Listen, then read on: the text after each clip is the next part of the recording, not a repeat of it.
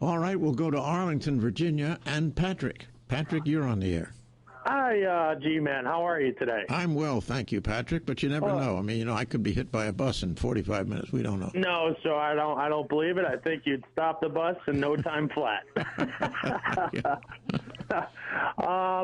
Look, G-Man, I wanted to talk about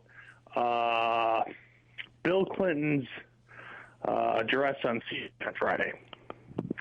And what he said was, first of all, he got the facts about the Boston Tea Party wrong.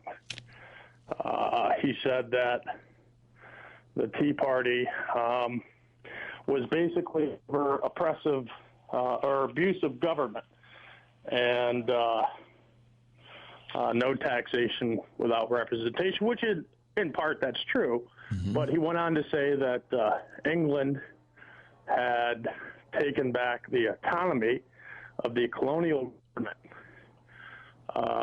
the Massachusetts Bay Company. Now, that's true, but that was in 1689. The Boston Tea Party was in 1773. So he misrepresented, a crucial part of our history.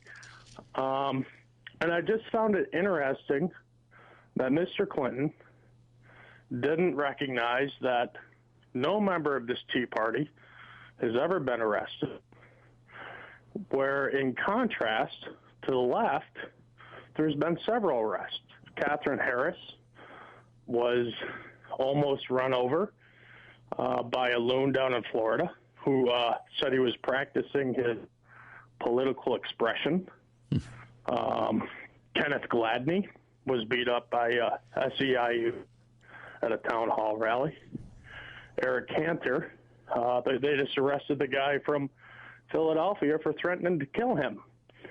And then we had last week, which has gone widely unreported, is Ali Bosht, who is a financial director for Jindal, down at the Southern Republican Leadership Conference, who had her broken in 5 different places.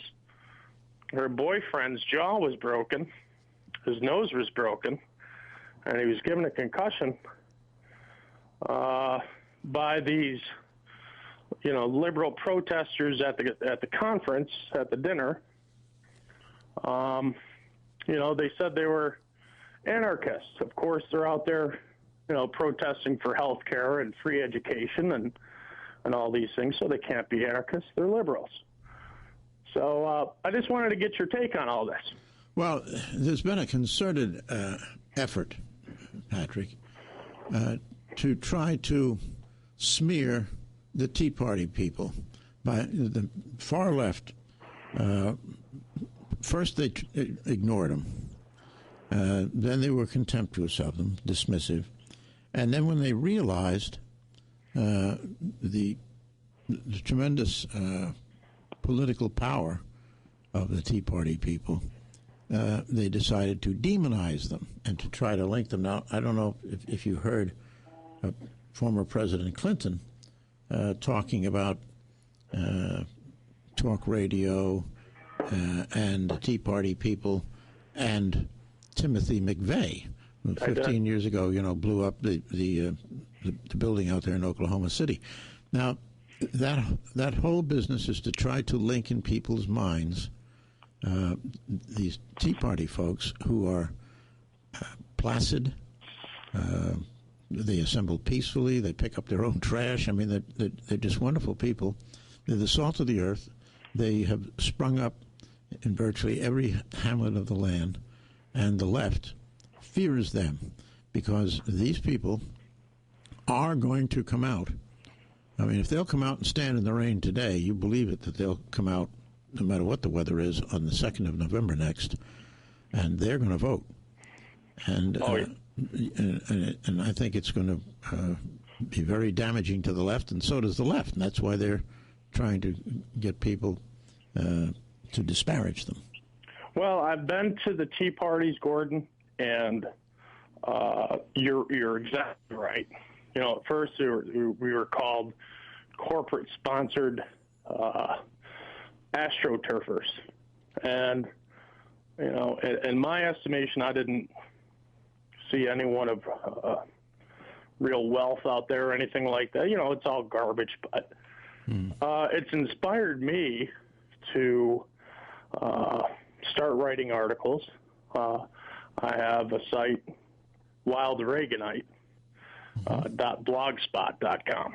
And I've done a lot of research, and you can go back through history and see how violent liberals have been attacking conservatives. You know, I watched a video last night when Reagan, who was about 85 years old, after leaving office, had been given an award by the national broadcasters, and an anti-war demonstrator came up, took his crystal award, smashed it, hit him with a glass and everything like this. The demonization of the Tea Party is only strengthening it, I think. Yes, you know, the early Christians were strengthened by the Roman persecution, and I think the Jews have been strengthened throughout the ages by the constant persecution of them, and the persecution of the Tea Partiers, I think, has firmed up their resolve, and also encouraged more people to become Tea Party activists. Remember what Friedrich Nietzsche said, "Was mich nicht umbringt, macht mich stärker," which means that which does not kill me makes me stronger. Thank you, Patrick.